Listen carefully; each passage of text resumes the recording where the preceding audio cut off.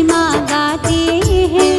हम रमा एकादशी की तुमको कथा सुनाते हैं, हम कथा सुनाते हैं। एकादशी व्रत है महान, सुनकर होता कल्याण।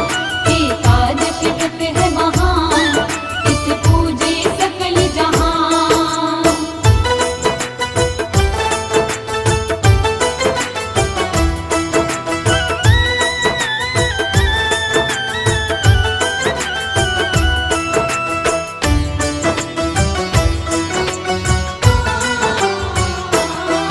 प्राचीन काल में मुचकुंद नामक एक राजा था।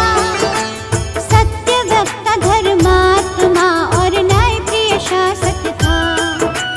उसके राज्य में रमा एकादशी का व्रत सारे करते।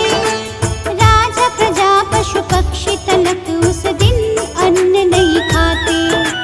विष्णु जी का परम भक्त करता विष्णु की भक्ति।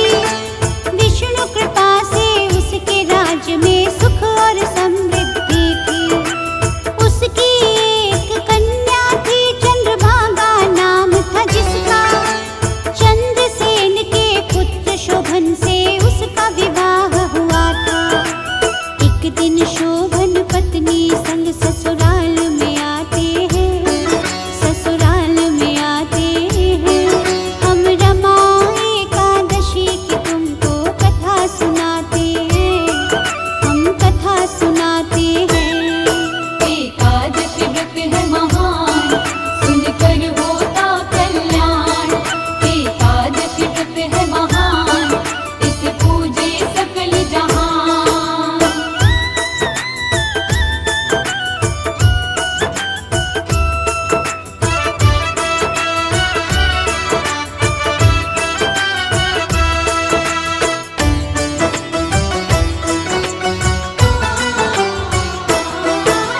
शोभन के संग चंद्रभागा जब मायके आई हुई थी। पुण्यदायिनी एकादशी रमा भी आने वाली थी। व्रत का दिन जब आया निकट तो चंद्रभागा ने सोचा, मेरे पति अति दुर्बल है, व्रत कैसे इनसे होगा। 10वीं के दिन राजा ने भी घोषणा ये कर दी थी, कोई भी अन्न नहीं खाएगा, कल है रमा एकादशी। शोभन ने जब सुनी घोषणा चंद्रभागा से बोला, भूख मुझे तो लगती है, ये व्रत मुझसे नहीं होगा। भोजन के बिन हम तो बिल्कुल रह नहीं पाते हैं, बिल्कुल रह नहीं पाते हैं।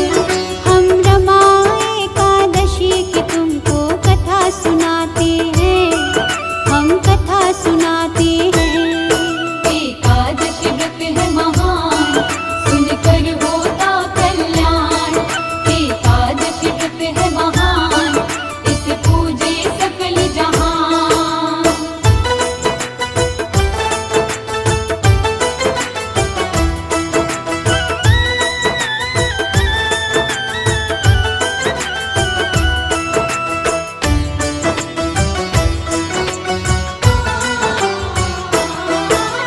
चले जाएंगे प्राण हमारे यदि मैं व्रत रखूंगा। इसीलिए कहता हूँ व्रत ये मैं नहीं रख पाऊंगा। चंद्रभागा ने बोला, यदि तुम नहीं रख पाओगे व्रत, किसी दूसरी जगह चली जाओ स्वामी तुम अब। पत्नी की बातें सुनकर शोभन उसको बतलाए, मैं भी अब इस व्रत को रखूंगा, चाहे जो हो जाए। रमा एकादशी का व्रत भी अब शोभन ने रखा था। भूख प्यास के कारण अत्यंत पीड़ित बहुत हुआ था। भूख लगी फिर भी शोभन कुछ